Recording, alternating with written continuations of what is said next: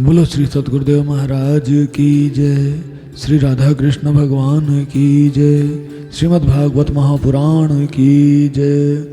जय जय श्री राधे, जय जय श्री राधे, जय जय श्री राधे श्याम। अथ अष्टमो अध्याय ब्रह्मा जी की उत्पत्ति। श्री मैत्रेय जी ने कहा, विदुर जी, आप भगवत भक्तों में प्रधान लोकपाल यमराज ही हैं। आपके पूर्ववंश में जन्म लेने के कारण वह वंश साधु पुरुषों के लिए भी सेव्य हो गया है। धन्य है आप निरंतर पद पद पर श्री हरि की कीर्तिमयी माला को नित्य नूतन बना रहे हैं। मैत्रेय जी क्या कह रहे हैं विदुर जी को कि अब भगवान के भक्तों में प्रधान है, प्रधान जो लोकपाल हैं भगवान के भक्तों में यमराज, वो आप हैं। तो मांडव्य ऋषि के शाप के कारण आपको धरती पर आना पड़ा, जिस वंश में आप उत्पन्न हुए, और वंश भी साधु पुरुषों के लिए सेव्य हो गया। और आप धन्य हो कि पद पद पर भगवान श्री हरि की कीर्तिमयी माला को नूतन बना रहे हो, नित्य नूतन, बार बार उसे नया बना देते हो। कि मैत्रेय जी जो भगवान की कथा सुना रहे हैं, फिर विदुर जी जिस प्रकार से प्रश्न पर प्रश्न करते हैं और अधिक गहराई में जाते हैं, और अधिक गहराई में जाते हैं, और उस जैसे एक माला को या कोई शोपीस है से चमका दिया जाए, अच्छे से कपड़ा लगा के पॉलिश कर बढ़िया चमक जाए, है ना। कुछ तो पहले ही सुंदर था, फिर चमका चमका के और सुंदर बना दिया। ऐसे ही कथा सुनने वाला अगर विदुर जी के जैसा हो और कथा को सुनकर उसमें से रहस्य युक्त प्रश्न पूछे, तो सुनाने वाले को भी बड़ा आनंद मिलता है। सुनाने वाले को भी आनंद मिलता है कि हाँ, मैं जिसे सुना रहा हूँ वो वाकई में अधिकारी है कथा श्रवण का। इससे पद पद पर, कदम कदम पर भगवान की कथा नित्य नई होती हुई मालूम पड़ती है।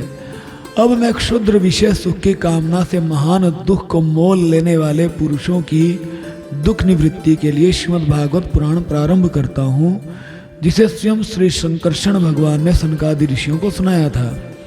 फिर मैत्रेय जी कहते हैं, अब मैं भागवत पुराण प्रारंभ करता हूँ। और ये भागवत पुराण क्या करता है?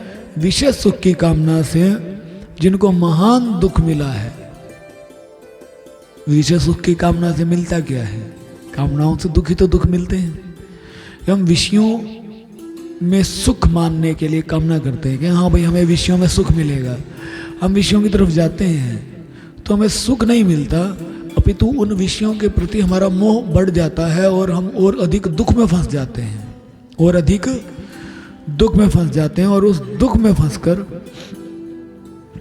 बिल्कुल बंध जाते हैं। और ऐसे पुरुष जो इन विषय सुखों की कामना से दुखी हो रहे हैं, उनके दुख निवृत्ति के लिए भागवत पुराण की कथा प्रारंभ कर रहा हूं। मतलब कि भागवत पुराण की कथा से समस्त दुखों से निवृत्ति मिलती है। कौन से दुखों से? जो हमारी विषय भोगों की कामनाओं से उत्पन्न हुए हैं। अखंड ज्ञान संपन्न आदिदेव भगवान संकर्षण पाताल लोक में विराजमान थे। सनत कुमार आदि ऋषियों ने परम पुरुषोत्तम ब्रह्म का तत्व जानने के लिए उनसे प्रश्न किया। उस समय शेष जी अपने आश्रय स्वरूप उन परमात्मा की मानसिक पूजा कर रहे थे, जिनका वेद वासुदेव के नाम से निरूपण करते हैं।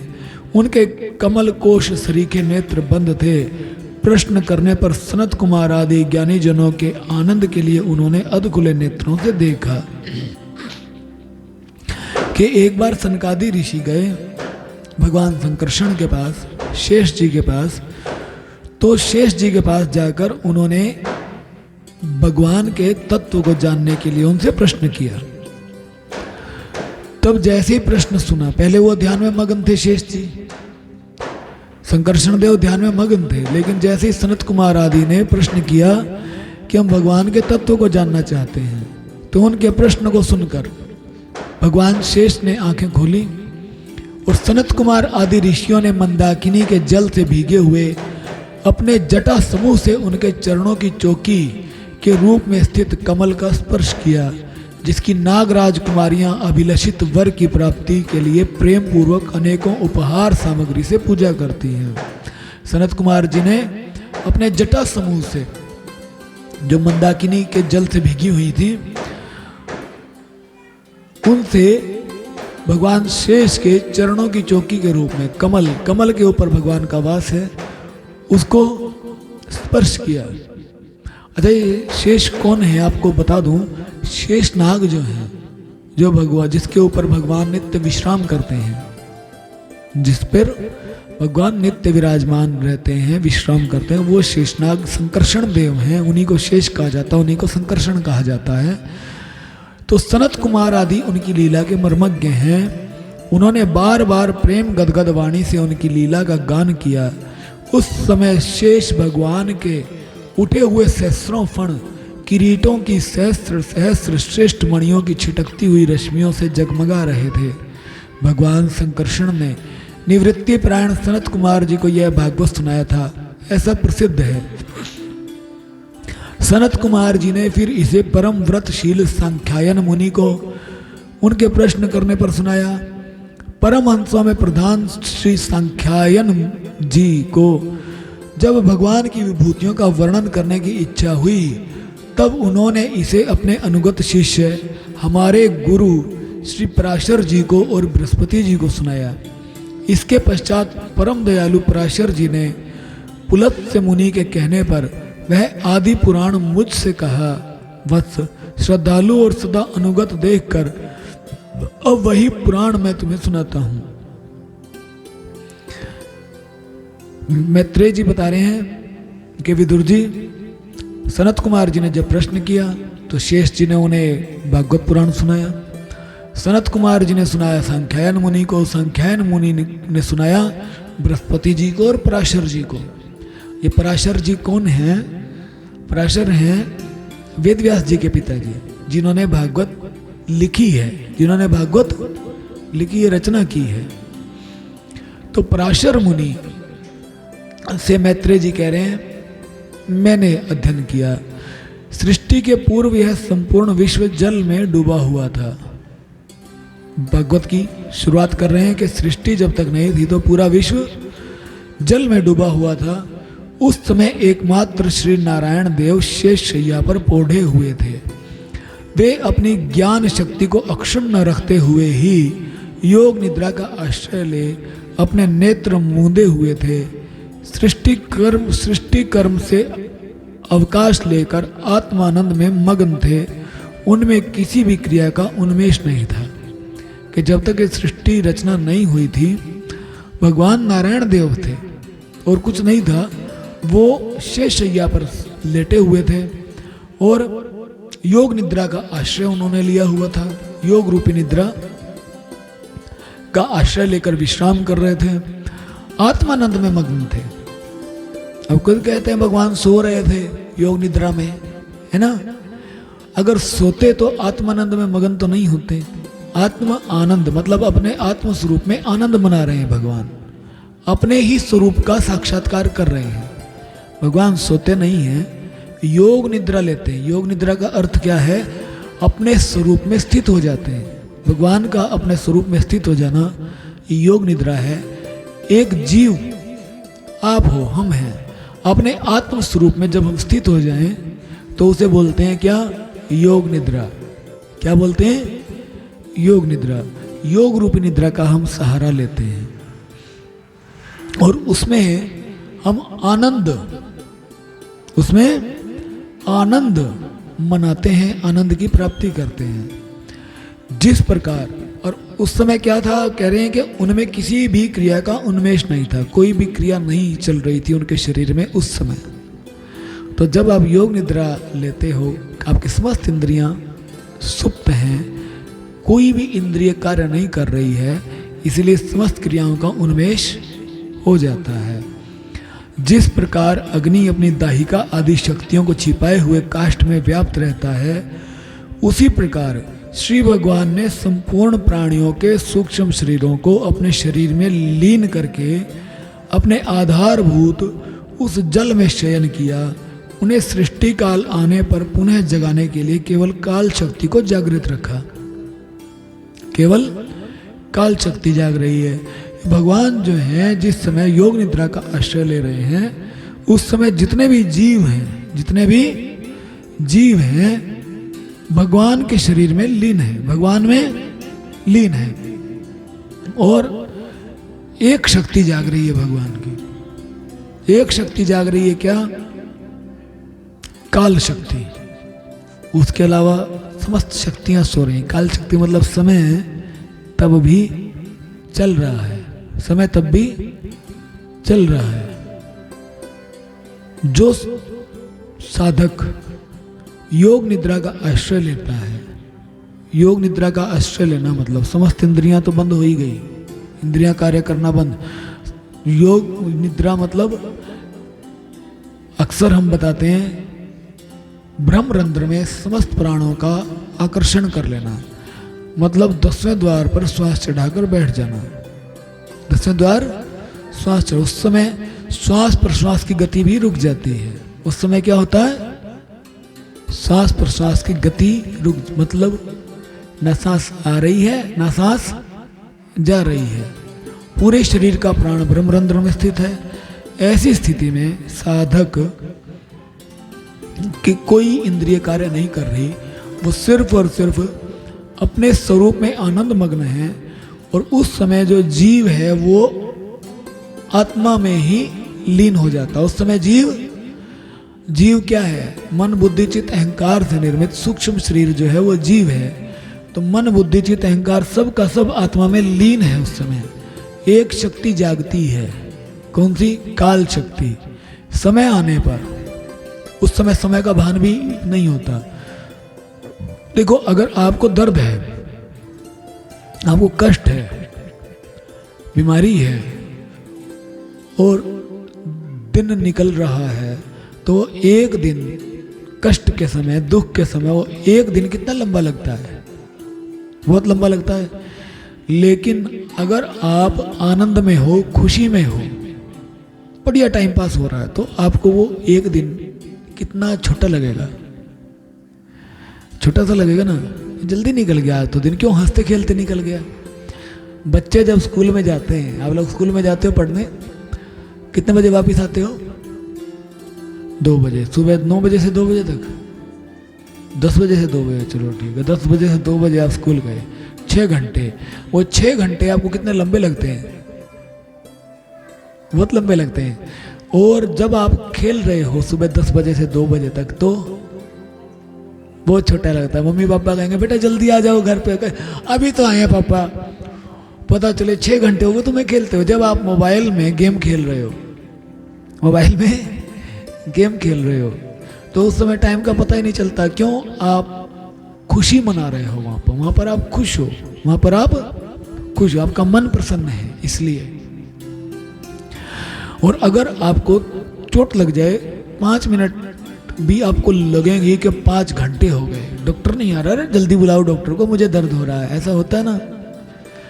तो आनंद के समय, ये तो मन की प्रसन्नता है। मन की प्रसन्नता में ही हमें समय का भान नहीं रहता, समय जल्दी जल्दी बीतता हुआ लगता है। और जब आनंद हो, आत्मानंद, ब्रह्मानंद में हम स्थित हों, तो उस समय समय का क्या पता चलेगा? बाहर घंटों घंटों निकल जाएं, और जो योगी है ब्रह्मरंध्र में जिसके प्राणों का आकर्षण हो चुका है, वो योगी घंटों के बाद भी जब उठेगा तो लगेगा अभी तो बैठा था, 2-4 मिनट हुई है मुझे। वो क्या कहेगा? 2-4 मिनट हुई है। आप पाठ करने के लिए बैठो तो आप 2-4 मिनट बैठो तो आप सोचोगे अरे घंटा हो गया होगा। आँख खोल के देखो, ओह अभी तो 5 ही मिनट हुई है ना। हमें लगता है जैसे आधा घंटा पौना घंटा निकल गया हो। क्यों? क्योंकि अभी हम मेहनत कर रहे हैं, हमने उसका फल पाया नहीं है। जब आप फल पालोगे, जब आप फल पालोगे, आनंद की प्राप्ति कर लोगे, उसके बाद आपको ध्यान में लगने वाला समय बहुत थोड़ा लगेगा। ऐसा लगेगा अभी तो बैठा था, थोड़ी देर हुई है। उस समय काल शक्ति जागृत रहती है, कुछ समय के बाद वो काल शक्ति जागृत करती है, हाँ भाई टाइम हो गया, काफी लंबा टाइम हो गया, आपको 10वें द्वार सांस चढ़ाए, अब जाग जाओ। बस योगी को इतना ही भान होगा कि दिन बीत गया, चल उठ जा अब। और वो दिन निकला हुआ भी ऐसे प्रतीत होगा, अरे 2 मिनट में दिन नहीं बीत गया। शुरुआत में तो उसे ऐसे ही लगेगा जिस दिन पहली बार बैठेगा, तो बाद में उसे उस आनंद की आदत हो जाएगी ना, तब उसे पता चल जाएगा कि आनंद के 2 मिनट ये तो 12 घंटे निकल जाता तो पता भी नहीं चलता। और हमें ऐसा लगता है कि थोड़ी देर ही तो निकली है। इस प्रकार अपनी स्वरूप भूता चित शक्ति के साथ 1 सहस्त्र चतुर्युग पर्यंत जल में शयन करने के अनंतर जब उन्हीं के द्वारा नियुक्त उनकी काल शक्ति ने उन्हें जीवों के कर्मों की प्रवृत्ति के लिए प्रेरित किया, तब उन्होंने अपने शरीर में लीन हुए अनंत लोक देखे। जब भगवान की जो स्वरूप भूता चित्त शक्ति है, चित्त शक्ति क्या है? भगवान की स्वरूप भूता, क्योंकि चित्त जब चिंतन में लगता है तो भगवान के स्वरूप का साक्षात्कार करवाता है। इसीलिए जो चित्त है भगवान की स्वरूप भूता शक्ति है। और यही चित्त में जब विकार आ जाता है तो ये हमारे को अहंकार दे देता है। यही चित्त अहंकार देता है कब? जब इसमें विकार आए, अपने कार्य से हटकर कोई दूसरा कार्य करे। चित्त का कार्य चिंतन करना, इसीलिए स्वरूप का दर्शन करवाता है। इस चित्त शक्ति के साथ 1000 चतुर्युग पर्यंत भगवान जल में शयन करते रहे। 1000 चतुर्युग, एक युग कलयुग में होते हैं 4,32,000 साल, मानव गणना के हिसाब से 4,32,000 साल कलयुग में है। इससे डबल होते हैं द्वापर में, 3 गुने होते हैं त्रेता में, 4 गुने होते हैं सतयुग में। ठीक है, ये सारे को मिला के हो गया एक चतुर्युगी। सारे को मिला के क्या होगी? एक चतुर्युगी, मतलब 4,32,000, 4,32,000 एक, हाँ 10 से गुना करो 4,32,000, कितने साल हो गए? 43,20,000 साल है ना। 43,20,000 साल की एक चतुर्युगी है। और भगवान 1000 चतुर्युग पर्यंत जल में शयन करते रहेगा। इतनी लंबी नींद भगवान की। और भगवान क्योंकि योग निद्रा में है, उन्हें पता भी नहीं चलेगा ये कब बीत गए, ये कब बीत गए। लेकिन काल शक्ति, काल तो इंतजार कर रहा, समय इंतजार कर रहा, भगवान लंबा लंबा गिन कौन रहा है? काल शक्ति जागृत है, समय चल रहा है, तभी तो पता चला 1000 साल बीत गए, 1000 चतुर्युगी बीत गई है। 1000 चतुर्युगी में कितना हो गया? गिनती करें 43,20,000, फिर करें 4,32,00,000, 4 अरब 32 करोड़ साल, 4 अरब और 32 करोड़ साल भगवान योग निद्रा में सो रहे हैं। भगवान को पता नहीं चला, लेकिन समय चल रहा है। काल भी सोच रहे हैं कि भगवान इतना ऐसा क्या ध्यान में बैठे, ऐसी क्या योग निद्रा में बैठे। जगाया, भगवान जागो, उठो। काल शक्ति ने प्रेरित किया, तब भगवान ने अपने ही शरीर में देखे अनंत लोक जो उनके भीतर लीन हो चुके हैं।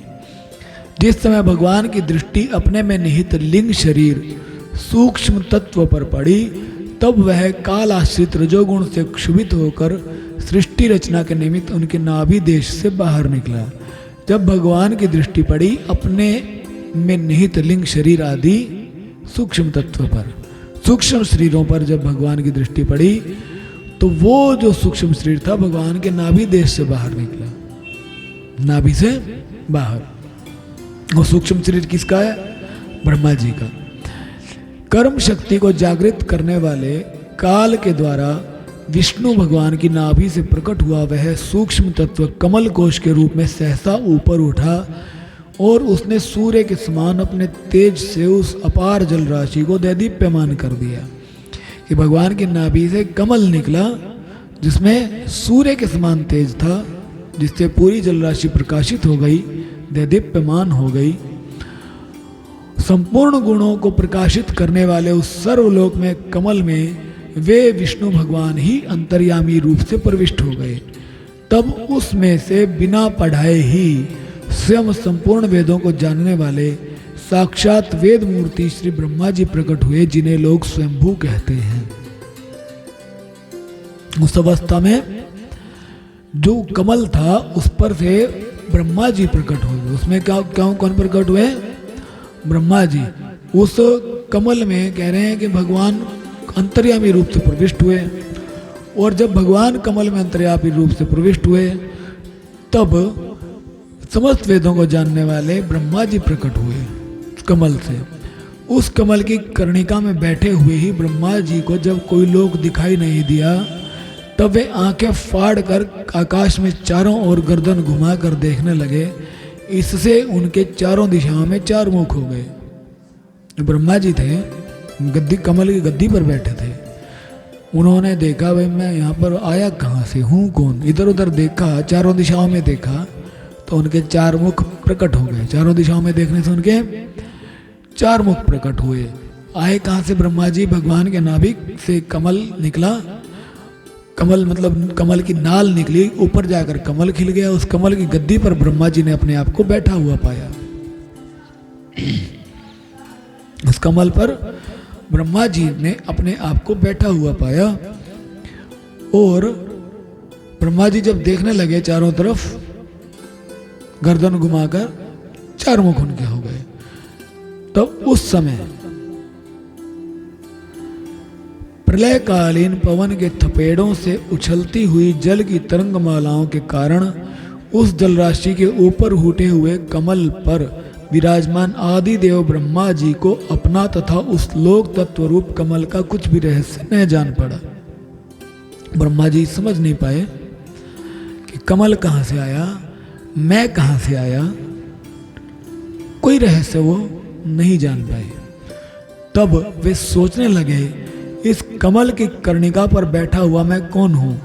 यह कमल भी बिना किसी अन्य आधार के जल में कहाँ से उत्पन्न हो गया? इसके नीचे अवश्य कोई ऐसी वस्तु होनी चाहिए जिसके आधार पर यह स्थित है।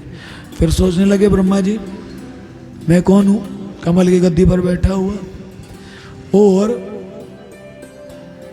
ऐसे झुक के देखा तो कमल की जो नाल है गई है पानी के भीतर, लेकिन कोई आधार नहीं दिखा। कोई आधार नहीं दिखा कि उगा कहाँ पे है ये कमल। कोई तो आधार होना चाहिए। तो उस आधार को ढूंढने के लिए ऐसा सोचकर वे उस कमल की नाल के सूक्ष्म छिद्रों में होकर उस जल में घुसे। कमल की नाल से जल में घुस गए, किंतु उस नाल के आधार को खोजते खोजते नाभि देश के समीप पहुंच जाने पर भी वे उसे पा न सके। उस आधार को ढूंढते ढूंढते ढूंढते ढूंढते नाभि देश के पास ही पहुंच गए, लेकिन उसे पा नहीं, उन्हें दिखा नहीं। उन्हें तो दिख रहा है जल ही जल है और कुछ दिखाई नहीं दे रहा कि उसका आधार ही नहीं दिख रहा। विदुर जी उस अपार अंधकार में अपने उत्पत्ति स्थान को खोजते खोजते ब्रह्मा जी को बहुत काल बीत गया। यह काल ही भगवान का चक्र है जो प्राणियों को भयभीत करता रहता है। बहुत काल बीत गया, बहुत समय बीत गया। ब्रह्मा जी ढूंढ रहे हैं ये कमल कहाँ से पैदा हुआ, पता चले भाई मैं कहाँ से आया, मेरा माँ बाप कौन है। ब्रह्मा जी को नहीं मिला। तो मैत्रेय जी कह रहे हैं जो काल है ना, ये भगवान का चक्र है। काल जो है ये भगवान का चक्र है जो प्राणियों को भयभीत करता रहता है। अब वो तो समय था जब कृष्ण थे, सुदर्शन चक्र से गर्दन काट देते थे। अब तुम्हारे हमारे जैसे पापी हैं, वो कैसे मरेंगे, है ना। मैत्रेय जी कह रहे हैं जो काल है ना, यही चक्र है भगवान का। समय आएगा ना, अपने आप नष्ट कर देगा, अपने आप नष्ट कर देता है। अंत में विफल मनोरथ हो वे वहां से लौट आए और पुनः अपने आधारभूत कमल पर बैठकर धीरे धीरे प्राणवायु को जीतकर चित्त को निसंकल्प किया और समाधि में स्थित हो गए। जब ब्रह्मा जी को नहीं मिला कोई आधार, तो वापस कमल पे आए, अपने चित्त को निसंकल्प किया, मतलब निसंकल्प मतलब अब चित्त में कोई कामनाएं कोई वासनाएं नहीं हैं, प्राणवायु को जीत लिया और समाधि में स्थित होकर बैठ गए। चित्त की समस्त वृत्तियां अपने कारण आत्मा में जब लीन हो जाती हैं तो समाधि में जीव स्थित हो जाता है। आपने देखा हो तो जल तो पानी तो सबके घर में है ना, पानी के नीचे कुछ पड़ा है, आपके घर में टंकी है उसमें कुछ नीचे पड़ा है और पानी की तरंगें बड़ी जोर से हिल रही हैं, तो नीचे पड़ी हुई जो चीज है या वो तली है बर्तन की या टंकी की, वो आपको दिखाई देगी क्योंकि तरंगें बड़ी जोर जोर से चल रही हैं।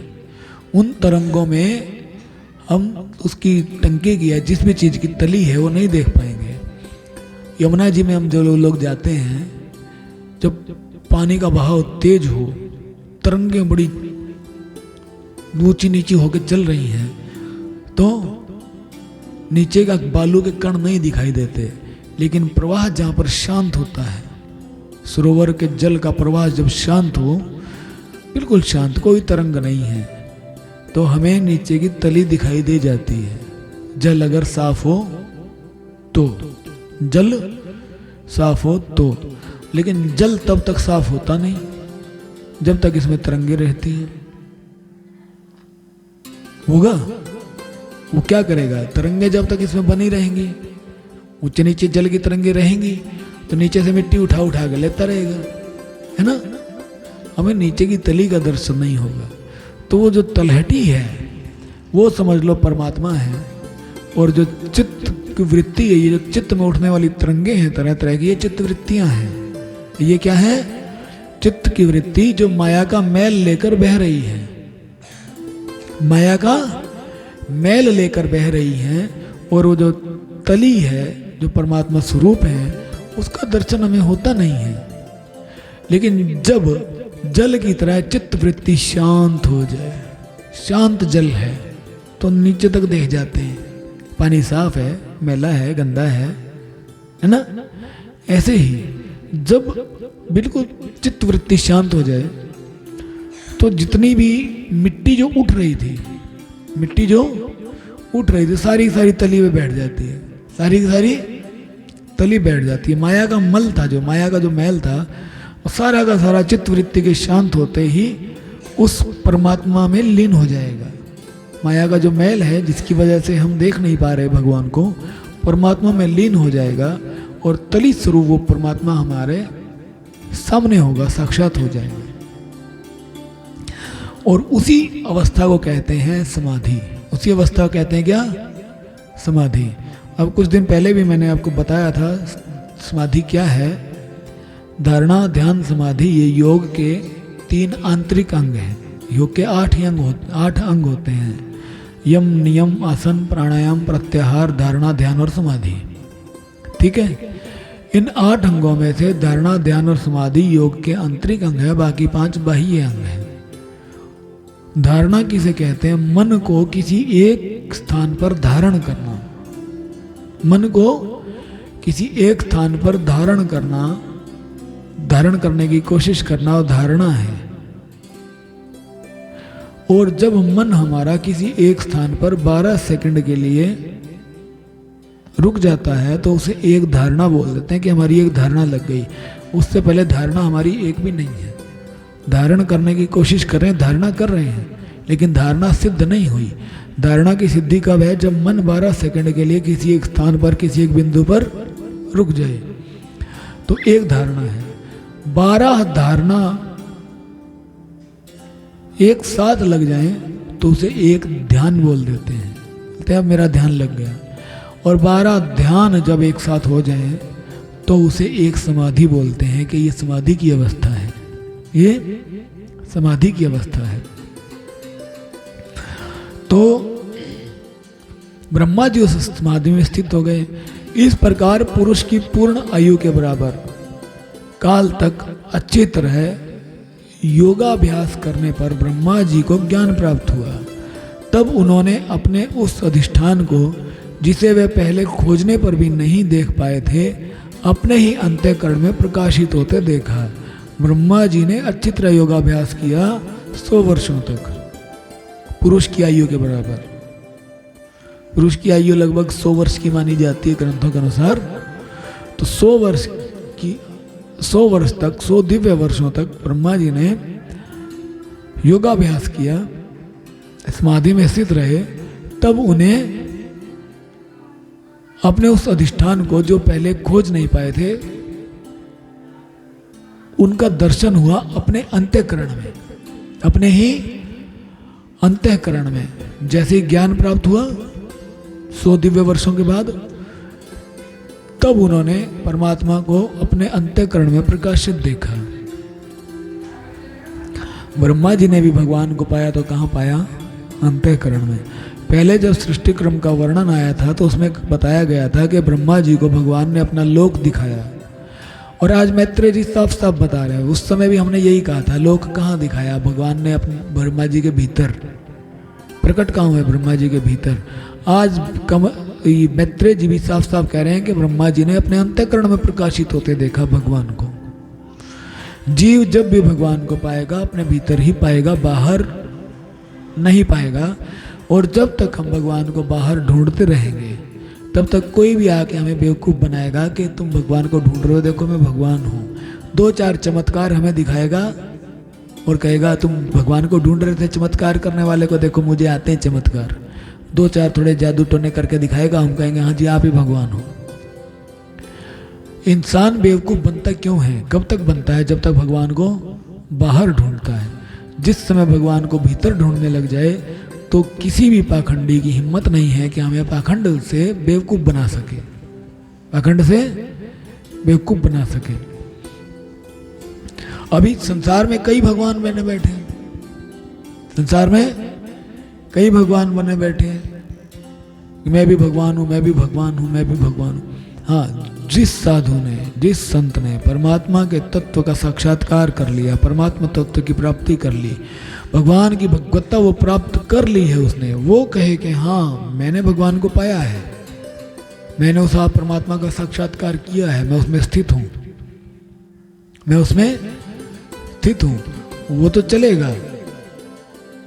लेकिन अगर कोई ये कहे कि देखो जिस भगवान को तुम ढूंढ रहे हो मैं हूँ, तुम मेरी पूजा करो, मेरी आराधना करो, बस तुम्हारा इसी में कल्याण हो जाएगा, तो वो क्या है? वो पाखंड है। वो क्या है? पाखंड है। लेकिन आत्म तत्व में स्थित साधक क्या बताएगा कि आत्म तत्व में मैंने स्थिति प्राप्त की है, वो स्थिति तुम्हारे लिए भी है, तुम भी मेहनत करो, तुम उसी स्थिति को प्राप्त करो जो मैंने की है। जो सही साधु है परमात्मा में स्थित, वो यही कहेगा कि तुम भी उसी स्थिति को प्राप्त करो जो मैंने की है, नाम जपो तुम भी। और जो दूसरा होगा पाखंड का प्रचार करने वाला, वो कहेगा मैं भगवान हूं, मेरी पूजा करते रहो तुम। समझे? भेद यहां पर है पाखंड में और सच्चाई में। सतगुरु भगवान के प्रतिनिधि हैं, भगवत स्वरूप हैं शिष्य के लिए। ध्यान रखना, शिष्य के लिए सतगुरु भगवत स्वरूप है, भगवान के रूप है। भगवान का रूप मानकर सतगुरु की सेवा पूजा आराधना करे। लेकिन अगर गुरुदेव ये बोल दें कि तू सिर्फ और सिर्फ मेरी सेवा करता रहे, नाम मत जप, तो वो सतगुरु नहीं है, वो सतगुरु नहीं है। सतगुरु कहेंगे सेवा करो, सत्संग करो, साथ में सिमरन करो। जिस स्थिति को मैंने प्राप्त किया वो स्थिति तुम्हारे लिए भी है, तुम भी उसे प्राप्त करो। अंत कई लोग हैं जैसे कि मैं भगवान हूँ, मैं कबीर का अवतार हूँ, मैं इसका अवतार हूँ, मैं उसका अवतार, है ना? तो ये बेवकूफ़ियाँ हैं, बेवकूफ़ी के अलावा कुछ भी नहीं है। कोई भी कहता मैं कृष्ण का अवतार हूँ, मैं राम का अवतार हूँ, मेरे में माता आ गई, मेरे में हनुमान जी आ गए, मेरे में ये आ गया, वो आ गया, ये पाखंड है, ढोंग है, ये सब ढोंग है। भगवान आपके भीतर आएंगे, कहाँ से आएंगे? भगवान तो पहले ही बैठे हैं आपके भीतर, सिर्फ और सिर्फ वो प्रकट होंगे। जैसे ही माया का मैल हट जाएगा तो परमात्मा का साक्षात्कार आपको अपने भीतर अपने आप हो जाएगा। इस प्रकार भगवान आपके भीतर अवतार लेंगे, इस प्रकार भगवान आपके भीतर अवतार लेंगे। और लेकिन अगर आप बाहर भगवान को ढूंढोगे कि कोई अवतार बाहर होगा, तो कोई ना कोई तुम्हें बेवकूफ बना के निकल देगा। उसके बाद बताते हैं कि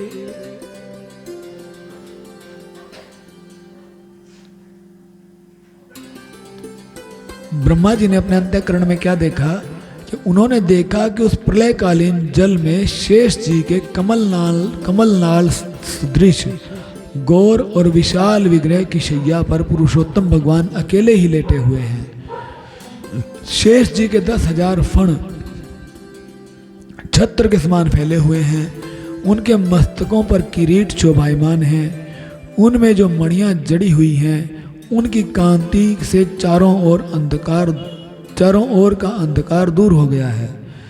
वे अपने श्याम शरीर की आभा से मरकत मणि के पर्वत की शोभा को लज्जित कर रहे हैं। उनकी कमर का पीत पट्ट पर्वत के प्रांत देश में छाए हुए सायंकाल के पीले पीले चमकीले मेघों की आभा को मलिन कर रहा है।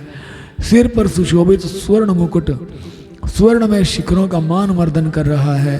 उनकी वनमाला पर्वत के रत्न जल प्रपात औषधि और पुष्पों की शोभा को परास्त कर रही है तथा उनके भुजदंड वेणुदंड और चरण वृक्षों का तिरस्कार करते हैं। उनका वह श्री विग्रह अपने परिमाण से लंबाई चौड़ाई में त्रिलोकी का संग्रह किए हुए है। ब्रह्मा जी ने क्या देखा कि भगवान उनके अंतःकरण में प्रकट हुए। अंतःकरण में उन्होंने देखा कि भगवान शेष शैया पर लेटे हुए हैं, शेष शैया पर लेटे हुए हैं। और भगवान का जो श्री विग्रह है परिमाण से लंबाई चौड़ाई में त्रिलोकी का तीनों लोगों को इकट्ठा किए, मतलब तीनों लोग भगवान के श्री विग्रह में भगवान के शरीर में ही वास कर रहे हैं। तो इस समय तो 3 लोग थे ही नहीं जब ब्रह्मा जी उत्पन्न हुए हैं, है ना। फिर भी मैत्रेय जी कह रहे हैं कि त्रिलोकी का संग्रह किए हुए। उस समय तो ना पृथ्वी आकाश पाताल कुछ था ही नहीं, तो सारा कुछ बाद में बनने वाला है ना, अभी कुछ नहीं बना। तो अब देखो भगवान शेषनाग की शैया पर लेटे हुए हैं। उन शेष के क्या हैं? 10,000 सिर हैं। 10,000 क्या हैं? सिर है, मस्तक है। शेष जी संकर्षण देव को कहा जाता है अहंकार के अधिष्ठाता। किसके? अहंकार के अधिष्ठाता। तो इस अहंकार को जीत कर जो इस अहंकार से ऊपर उठ जाता है, इस अहंकार को जीत कर अहंकार से ऊपर उठकर उस पर शयन करता है, जिस अहंकार के हजारों मुख हैं, जिस अहंकार के हजारों मुख हैं, हजारों मुख। अहंकार, सबसे बड़ा अहंकार क्या है? हमने आपको बताया क्या होता है, जोर से बताओ।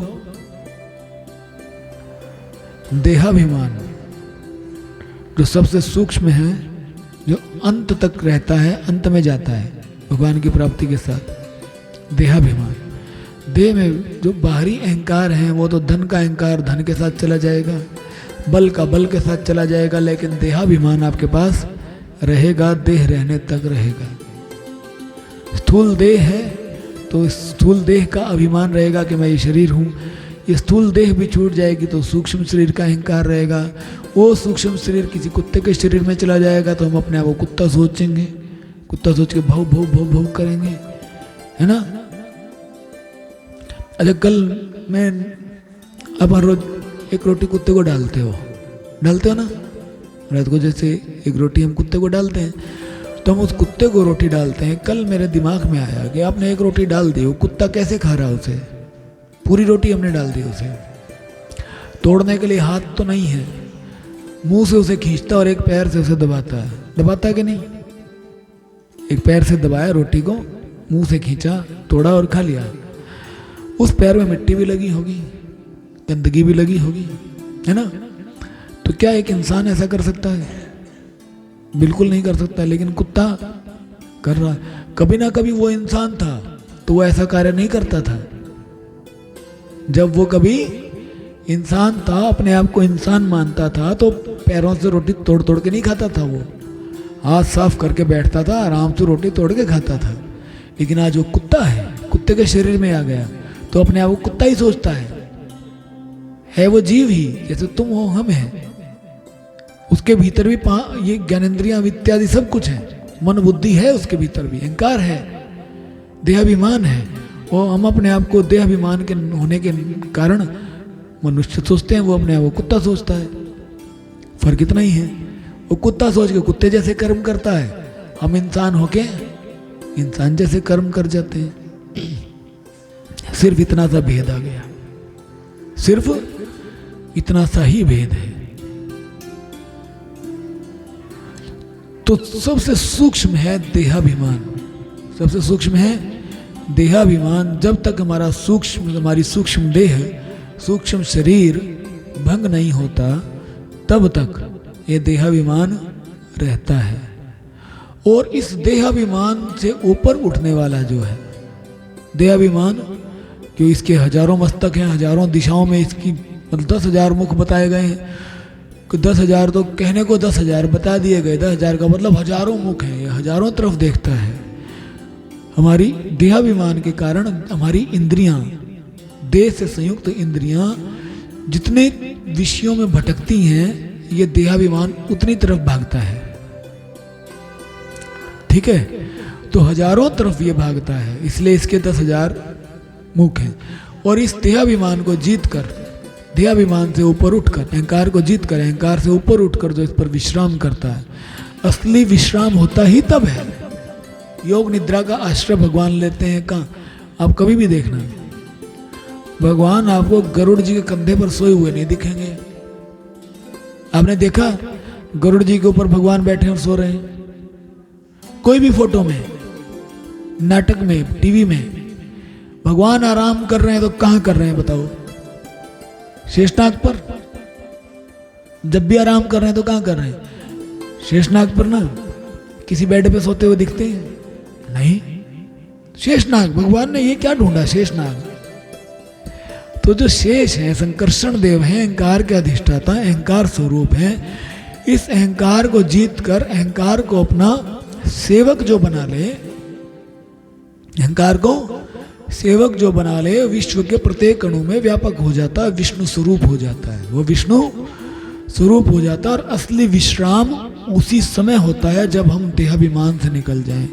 जब तक देहाभिमान है तब तक देह के जो धर्म है, राग द्वेष, चोट मोच इत्यादि बीमारियां, आदि व्याधि, इनके धर्मों से हम संयुक्त रहेंगे। विश्राम नहीं है कहीं पर भी। विश्राम शरीर के साथ, शरीर की बीमारी के साथ हम भी दुखी हो जाएंगे। शरीर के बीमार होते ही क्या होता है? हम लोग दुखी होते हैं कि नहीं? गुरु महाराज जी को एक बार ऑपरेशन हुआ, महाराज जी का शायद गदूद का ऑपरेशन हुआ।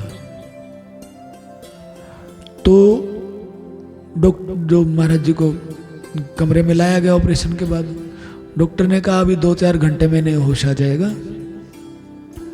तब आप मुझे बताना जब होश आ जाए। महाराज जी 10 मिनट बाद उठ के बैठ गए, उठ के बैठ गए और बैठ के अपना नाम सिमरन में लग गए। भक्तों ने कहा महाराज जी अभी आप आराम कर लो, आराम कर लो, लेट जाओ। महाराज जी कहते कई साल हो गए मुझे आराम करते हुए, कई साल हो गए आराम करते हुए, अब मुझे नाम जपने दो। 1-2 घंटे का ऑपरेशन रहा होगा। महाराज जी को वो 1-2 घंटा बेहोशी में जो थे वो क्या लगा? कई साल। आप लोगों का कभी किसी का कोई ऑपरेशन वगैरह हुआ? हमारे 2 हुए हैं। बेहोश होके, पूरा बेहोश होके हुआ था आपका? आपको पता चला था कितना समय लगा? पता ही नहीं चला। बेहोशी हुए, उसके बाद हमारा अभी ऑपरेशन हुआ कुछ समय पहले, तो वो इंजेक्शन लगाने लगे। मैंने कहा डॉक्टर साहब दर्द हो रहा है बड़ा, मतलब नस में जो तेजी से दवाई जा रही है, मगर दर्द सा हो रहा है इसमें। बोले चिंता मत करो, अभी ठीक हो जाएगा। उसने इतना बोला ही था, इतने में हम सुन्न हो गए। फिर तो होश आया ऑपरेशन के बाद, पता ही नहीं चला। और महाराज जी कहते हैं मुझे कई साल हो गए हैं आराम करते हुए। मतलब जो घंटे 2 घंटे का ऑपरेशन रहा, वो घंटे 2 घंटे गुरु महाराज जी को कई सालों के बराबर लगे। क्यों? उस समय शरीर बेसुध होने के कारण वो अपने जो नाम जप की प्रक्रिया है वो नहीं कर पाए। नाम जप की जो प्रक्रिया है वो नहीं कर पाए। घंटों समाधि में बैठे रहे तो यूं लगता है 1-2 मिनट बैठे हैं, अभी तो बैठे थे अभी उठ गए, लेकिन नाम नहीं जपा। उस समय नाम जप की प्रक्रिया पूरी नहीं हुई तो महाराज जी को लगा वो घंटे 2 घंटे के, मुझे तो कई साल हो गए आराम करते हुए, अब मैं नाम जपूंगा। सभी भक्तों ने कहा महाराज जी आराम कर लो। महाराज जी कहते नहीं नहीं, पाठ करने दो। एक भक्त गए डॉक्टर के पास कि जी आप कह रहे थे देर में होश आएगा, उन्हें तो अभी होश आ गया, वो तो बैठ गए भजन करने के लिए, हमारी मान नहीं रहे, आप जाके बोल दो। डॉक्टर कहते हैं अच्छा एक काम करो, ये जो कर रहे हैं ना इन्हें करने दो, इन्हें रोको मत। मैंने इनके शरीर में जो अद्भुत शक्ति देखी है, डॉक्टर ने तो ऑपरेशन किया है, चीरफाड़ की है उसने। कहते जो मैंने इनके शरीर में शक्ति देखी है, उस समय महाराज जी की उम्र थी लगभग 80-85 साल। औलाद कहते हैं कि ऐसी शक्ति हर प्राणी के भीतर होती नहीं है। जो ये कर रहे हैं करने दो, इन्हें मत रोको, कोई बात नहीं, इन्हें कुछ नहीं होगा। वो डॉक्टर हिसार का था डॉक्टर, महाराज जी के कमरे में जब जाता था ना महाराज जी को देखने के लिए, कुछ दिन महाराज जी एडमिट रहे, जिस समय महाराज जी के कमरे में जाता था, अस्पताल का मालिक है वो, अस्पताल उसी का, तो महाराज जी के कमरे में जाता जो जूते बाहर उतार के जाता, जूते बाहर उतार के महाराज जी के पास जाता, हालचाल पूछता और 5-10 मिनट बैठ के कथा भी सुनता महाराज जी से। जूते बाहर उतार के चरण स्पर्श करता, हालचाल पूछता, ठीक हो, सब कुछ पूछ के, और फिर 2-4 मिनट कथा भी सुनता, बात भी करता महाराज जी से, फिर जाता। डॉक्टर की भी ऐसी श्रद्धा हो गई। तो वो जो विश्राम है कब मिलता है जीव को? देह अभिमान नष्ट हो जाए, उसके बाद देह से कोई कष्ट नहीं मिलता, देह कोई कष्ट हमें नहीं दे पाती। उससे पहले देह के साथ बीमारियां हैं, रहेगी जब तक शरीर है, बीमारी तो है ही है ना, शरीर है तो बीमारी तो है ही है। उसका कष्ट हमारा मन भी भोगता रहता है, मन दुखी रहता है कष्ट के साथ। देहाभिमान नष्ट हो जाए तो देह का कष्ट तो रहेगा, लेकिन मन में दुख नहीं होगा, मन में दुख नहीं होगा। अन्यथा कौन है जो ऑपरेशन होने के बाद वो उठ के बैठ जाए और अपने भजन में लग जाए? लगेगा कोई? देहाभिमान नहीं था, इसीलिए तो कर पाए। हमारे देहाभिमान है तो ऑपरेशन के बाद तो लेटे रहे आराम से, भाई आराम करना है, ऐसा ही था। एक दिन क्या कई दिन आराम में निकाल देता बंदा का। ऑपरेशन हुआ मेरा तो भी, मेरे को तो बेड पे दो खाने पीने का सामान सारा, लेकिन गुरु महाराज जी को कोई फर्क नहीं उससे। देहाभिमान नहीं था, देहाभिमान शून्य। इसीलिए उस समय जो विश्राम मिलता है, देहाभिमान को जीतने पर जो विश्राम मिलता है, वैसा विश्राम कभी नहीं मिलता। और उस विश्राम, देहाभिमान, देह में हमारे फेफड़े सांस तक नहीं ले रहे, दिल की धड़कनें बंद हैं, योग निद्रा का आश्रय लेकर बैठे हैं, तो उसमें देह में कोई अभिमान रहेगा भला? तो वास्तव में विश्राम वही है, वास्तव में विश्राम वही है, देह अभिमान से ऊपर होकर समाधि में स्थित हो जाना। और उस समाधि में स्थित होकर ब्रह्मा जी ने भगवान का दर्शन किया। ब्रह्मा जी ने भगवान का दर्शन किया और ब्रह्मा जी ने क्या देखा? त्रिलोकी में उस भगवान के अलावा दूसरा कुछ है ही नहीं, कि उनका जो श्री विग्रह है, उनका शरीर त्रिलोकी में, पूरी त्रिलोकी में फैला हुआ है। मतलब भगवान के अतिरिक्त उन्हें कुछ दिखाई नहीं पड़ा। वह अपनी शोभा से विचित्र एवं दिव्य वस्त्राभूषणों की शोभा से सुशोभित करने वाला होने पर भी पीताम्बर आदि वेशभूषा से सुसज्जित हैं। अपनी अपनी अभिलाषा की पूर्ति के लिए भिन्न भिन्न मार्गों से पूजा करने वाले भक्त जनों को कृपा पूर्वक अपने भक्तवांछा कल्पत्रु चरण कमलों का दर्शन दे रहे हैं, जिनके सुंदर अंगुली दल नक्ष चंद्र की चंद्रिका से अलग अलग स्पष्ट चमकते रहते हैं। कि भगवान भिन्न भिन्न मार्गों से जो भिन्न भिन्न अभिलाषा लेके भगवान की पूजा कर रहे हैं, उन सब को कृपा करके अपने चरणों का दर्शन दे रहे हैं। ब्रह्मा जी ने देखा ध्यान में कि भगवान अपने के बहुत सारे भक्त भिन्न भिन्न मार्गों से पूजा कर रहे हैं, अलग अलग मार्ग से, कोई व्रत के द्वारा, कोई तपस्या के द्वारा, कोई योग के द्वारा, और उन सब को भगवान के चरण कमलों का दर्शन हो रहा है। अब बात यहाँ पर है कि अभी ब्रह्मा जी के आगे, ब्रह्मा जी ने तो किसी को उत्पन्न नहीं किया, भगवान ने उत्पन्न किया सिर्फ ब्रह्मा जी को। भगवान ने उत्पन्न किया किसको? ब्रह्मा जी को। ब्रह्मा जी ने सिर्फ भगवान का ध्यान किया, उत्पन्न किसी को किया नहीं है। किसी को उत्पन्न किया नहीं किया इस समय। और फिर भी ब्रह्मा जी ध्यान में क्या देख रहे हैं कि जितने भक्त हैं भगवान के सारे भगवान का दर्शन पा रहे हैं। सब ने अलग अलग मार्गों से अलग अलग अभिलाषा लेकर भगवान की पूजा की है। तो ये भक्तों का दर्शन ब्रह्मा जी को कहां से हुआ? जिस अवस्था में समाधि में ब्रह्मा जी स्थित हैं, उस अवस्था में जीव देखता है कि मेरी जितनी भी इंद्रियां थी, सबने अलग अलग मार्गों से भगवान की आराधना की है। अलग अलग मार्ग कैसे? आंखों ने रूप का दर्शन करने के लिए सारी इंद्रियां भगवान की तरफ चली हैं, आंखें दर्शन करने के लिए, कान चले हैं भगवान को सुनने के लिए, नासिका भगवान की गंध लेने के लिए, त्वचा हमारे पूरे शरीर की भगवान का स्पर्श करने के लिए, समस्त इंद्रियां भगवान की सेवा में लगी हैं। और सब ने अपनी अपनी अभिलाषा के अनुसार भगवान का दर्शन पाया है कि समस्त इंद्रियां भगवान से पूरित हैं। पूरे शरीर का एक कण भी उस परमात्मा से भिन्न नहीं दिखाई दे रहा अपने शरीर का, कि मेरे शरीर में कण कण में, रोम रोम में परमात्मा का वास है। समाधि में स्थित जीव इस बात का दर्शन करता है। त्रिलोकी में तो भगवान है ही है, त्रिलोकी में तो भगवान है ही है, लेकिन मेरे पूरे शरीर की समस्त इंद्रियां भी भगवान से भिन्न नहीं है। इस समय भगवान का साक्षात्कार, भगवान की सेवा कर रही है। सुंदर नासिका अनुग्रह वर्षी भौहें, कानों में झिलमिलाते हुए कुंडलों की शोभा, बिंबा फल के समान लाल लाल अधरों की कांति एवं लोक आरतिहारी मुस्कान से युक्त मुखारविंद के द्वारा वे अपने उपासकों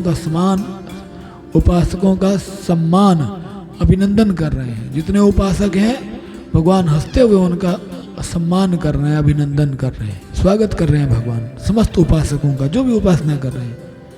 तो बात दोबारा से वही कि ब्रह्मा जी के अलावा वहां पर कोई है ही नहीं, सृष्टि अभी उत्पन्न हुई नहीं है। भगवान ने ब्रह्मा जी को बनाया, ब्रह्मा जी ने किसी को नहीं बनाया। तो उपासक आए कहां से?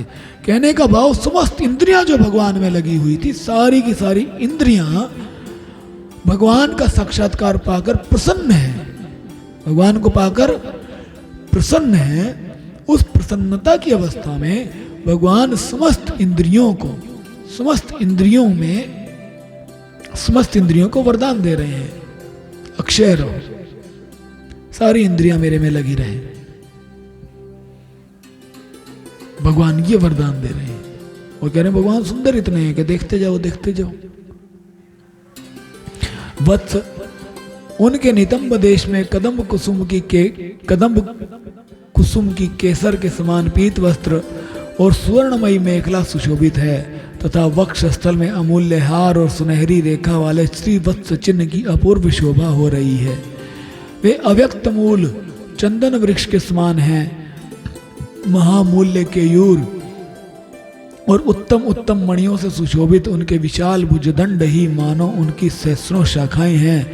और चंदन के वृक्षों में जैसे बड़े बड़े सांप लिपटे रहते हैं, उसी प्रकार उनके कंधों को शेष जी के फणों ने लपेट रखा है।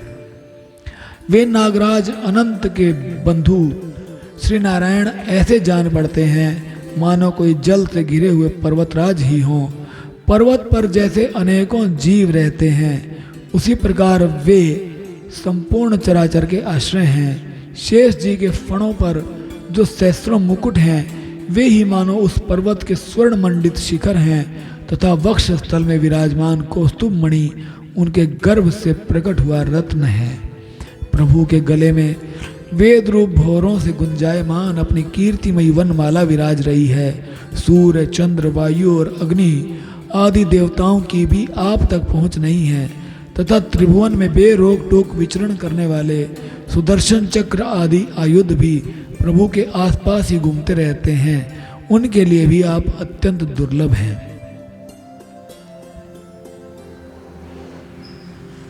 अब ब्रह्मा जी क्या कह रहे हैं कि भगवान के गले में जो वनमाला है ना, वेद रूप भौरों से गुंजायमान है।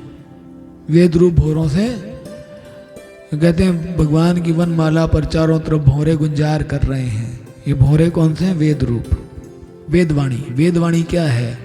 परमात्मा को विदित करवा, अविदित परमात्मा को विदित करवाने वाली जो वाणी है वो वेदवाणी है। अविदित परमात्मा जब विदित हो जाए तो हमें वेदों की प्राप्ति हो जाती है। अविदित परमात्मा को विदित होना ही वेदों की प्राप्ति होना है। बाकी जो वेद हैं तो ऋषियों ने लिखे हैं। कोई किसी ऋषि का मंत्र है, कोई किसी ऋषि ने मंत्र लिखा है।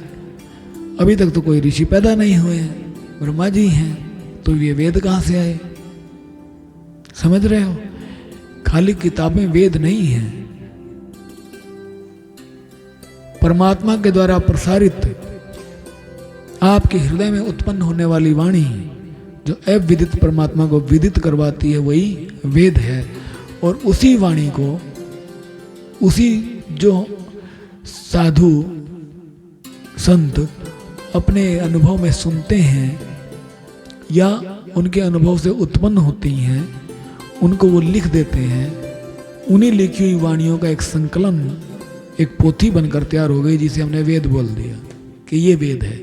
तो मात्र वो किताब वेद नहीं है, मात्र वो किताब वेद नहीं है। आप्त पुरुषों की, संतों की वाणी जो अविदित परमात्मा को विदित करवा दे, अप्रकट परमात्मा को प्रकट करने में सहायता दे, वो भी वेद ही हैं, वो भी वेद ही हैं। लेकिन आजकल के समय में वेद को खाली किताबों तक सीमित रख दिया गया है। जो पोथी है यही वेद है। खैर है तो वो भी संतों की वाणी। हर एक श्लोक के अलग ऋषि हैं, हर एक श्लोक अलग अलग ऋषि ने बोला है। समस्त ऋषियों की वाणी को संकलित करके, समस्त ऋषियों की वाणी को संकलित करके वेद व्यास जी ने वेद का रूप दे दिया। ये जो वाणी है अविदित परमात्मा को विदित करवाने वाली है, इसीलिए वो वेद। और यही गुंजायमान है भगवान के आसपास। जिस समय आप भगवान का साक्षात्कार करोगे, जिस समय भगवान का साक्षात्कार करोगे, आपके कानों में अपने आप वो वाणी आ जाएगी, आपके हृदय में अपने आप वो ज्ञान उत्पन्न हो जाएगा। आपके हृदय में उत्पन्न जो ज्ञान है भगवान के द्वारा प्रसारित, वही वेद है, वही वेद है। और उस वेद का भगवान को जो जिसने पा लिया है उसके लिए कोई महत्व नहीं है। भगवान को पा लिया, उसके लिए कोई महत्व रह गया उस वेद का? उस वेद का महत्व किसके लिए है? जिसने नहीं पाया, हमारे तुम्हारे जैसे लोग। गुरु महाराज जी ने भगवान को पा लिया, उसके बाद उनके भीतर जो उन्होंने जो अनुभव किया, जो विचार प्रकट हुए, उन्होंने किताब में लिख दिए, तो वो वेद है। वो ना लिखते महाराज जी का कोई नुकसान नहीं था, लिख दिया तो महाराज जी का कोई फायदा नहीं हुआ। फायदा किसका होगा अगर पढ़ेगा तो? हमारा। पढ़ने की जरूरत कब तक है? जब तक भगवान नहीं मिले। सुनने की जरूरत कब तक है? जब तक भगवान नहीं मिले। मिल जाए तो पढ़ने और सुनने दोनों से उपराम हो जाओगे। अब कथा सुन रहे हो, क्यों सुन रहे हो? पढ़ रहे हैं, क्यों पढ़ रहे हैं? ताकि इसको पढ़कर सुनकर भगवान के प्रति भक्ति उत्पन्न हो और उस भक्ति से हम भगवान को पाने की चेष्टा करें। भगवान मिल जाए तो उसके बाद पढ़ने और सुनने को बाकी क्या रह गया? फिर तो जितना ज्ञान है आपके हृदय में अपने आप प्रकट हो जाएगा। सब प्राणियों के हृदय में ज्ञान है, सब प्राणियों के हृदय में ज्ञान है, बस अप्रकट है, वो प्रकट हो जाएगा। अभी हमें दिखता नहीं है, अभी हम जानते नहीं हैं, फिर हम उसे जान जाएंगे। सिर्फ बात इतनी है, कोई इंसान बहुत पढ़ा लिखा है, कोई इंसान बहुत पढ़ा लिखा है, चोट लग गई, उस चोट में याददाश्त भूल गए, अपनी याददाश्त खो बैठा, तो एक अनपढ़ के समान व्यवहार करेगा, है ना। और इलाज चला, इलाज पूरा होते ही याददाश्त वापस आई, तो जितना उसको पढ़ा लिखा ज्ञान था वो सारा का सारा उसके पास वापस आ जाएगा। ऐसी जो आत्मा है परमात्मा का ही अंश है, परमात्मा स्वरूप है, इसके ऊपर माया के थपेड़े लग गए, इसके ऊपर माया के थपेड़े लग गए, और लगे कहीं बाहर से नहीं, इसने खुद ने मार लिए, बाहर से नहीं लगे, खुद ने मार लिए। मन बुद्धि चित्त अहंकार को, 5 ज्ञानेंद्रियों को, माया को स्वीकार करके जीव हो गया। ये क्या हो गया? जीव। ज्ञान इसके पास है, लेकिन अब ये भूल गया उस ज्ञान को। इलाज चलेगा इसका, अब इसका इलाज चला। इलाज करने वाले डॉक्टर कौन? सतगुरु। इलाज करने वाले डॉक्टर कौन? सतगुरु। सतगुरु ने इलाज किया, भगवान का नाम रूपी दी दवाई, भगवान का नाम रूपी दी दवाई। परहेज बताया विषयों का, कि विषयों का उपभोग नहीं करना। दवाई खाई, नाम जपा, परहेज किया विषयों का त्याग करके। जैसे ही इलाज पूरा होगा तो याददाश्त वापिस आ जाएगी। चोट का असर, जो माया की चोट लगी हुई है, आत्मा से जीव हो गया है, जीव से फिर आत्मा हो जाएगा, फिर जितना ज्ञान इसके पास था वो वापस आ जाएगा। ये ज्ञान सबके पास भीतर है। कितने भी किताबें हैं, कितने भी श्लोक हैं, कितनी भी भाषाएं हैं, सब के सब भगवान से तो निकले हैं, सब के सब भगवान से निकले, भगवान से प्रकट हुए। तो ऐसा क्या है जो भगवान को पाकर आपको ना मिलेगा? ऐसा क्या है कि भगवान मिल जाए और वो चीज बच जाए? रहेगा कुछ? कुछ भी नहीं रहेगा। जितना भी ज्ञान है भगवान के द्वारा उत्पन्न, भगवान से प्रकट, बस वो सारा का सारा आपके हृदय में अपने आप आ जाएगा, जैसे आप भगवान को पा जाओगे। और उसी को कहते हैं वेद, उसी को कहते हैं वेद। तब कहते हैं कि तब विश्व रचना की इच्छा वाले लोक विधाता ब्रह्मा जी ने भगवान के नाभि सरोवर से प्रकट हुआ वह कमल, जल, आकाश, वायु और अपना शरीर, केवल ये 5 ही पदार्थ देखे, इनके सिवा और कुछ उन्हें दिखाई नहीं दिया। क्या दिखा ब्रह्मा जी को? एक कमल, जल, आकाश, वायु और अपना शरीर, 5 चीजें दिखी।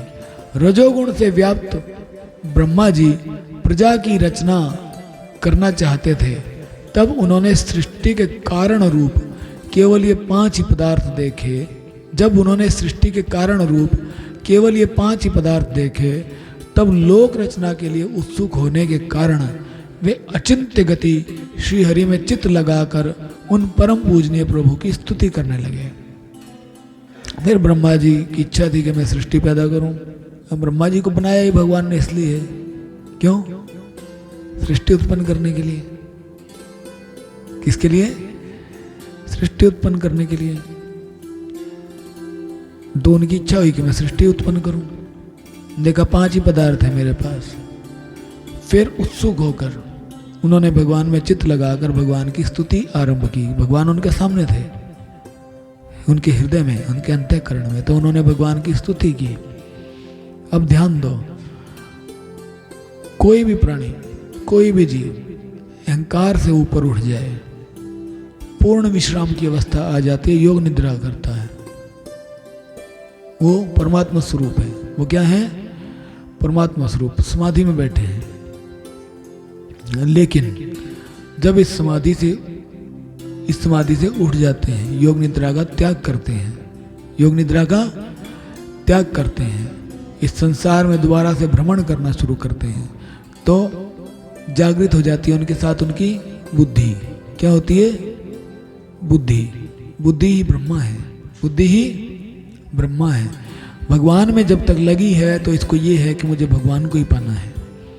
यही बुद्धि अगर ये सोचने लगे कि मुझे संसार को पाना है, तो अपने लिए सृष्टि उत्पन्न करना शुरू कर देती है। सृष्टि उत्पन्न करना शुरू कर देती है। कहाँ तक उत्पन्न करती है? जहाँ तक हमारे मन का लगाव हो।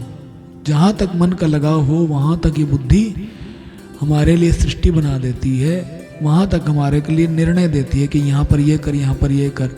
बाहर दुनिया में कुछ भी हो रहा है, कुछ नहीं हो रहा, हम अपनी बुद्धि इसका इस्तेमाल करते नहीं करते हैं क्या? मन का जहाँ तक लगाव है बुद्धि का इस्तेमाल वहीं तक करेंगे, क्योंकि हमारे लिए सृष्टि वहीं तक है। ये साधारण सी बात है। और अगर हमें भगवान को पाना है तो हमें अपने मन के लगाव को हटाकर जाना वापस पड़ेगा।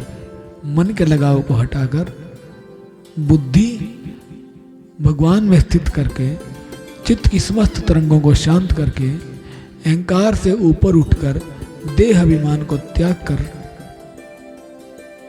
अपने आत्म स्वरूप में स्थित होना पड़ेगा। तब हम भगवान की प्राप्ति कर जाएंगे, तब हम भगवान की प्राप्ति कर जाएंगे। इति श्रीमद्भागवते महापुराणे पारमहंसायां संहितायां तृतीय स्कंधे अष्टमोऽध्याय। बोले श्री सद्गुरुदेव महाराज की जय, श्री राधा कृष्ण भगवान की जय, श्रीमद्भागवत महापुराण की जय। जय जय श्री राधे, जय जय श्री राधे, जय जय श्री राधे श्याम।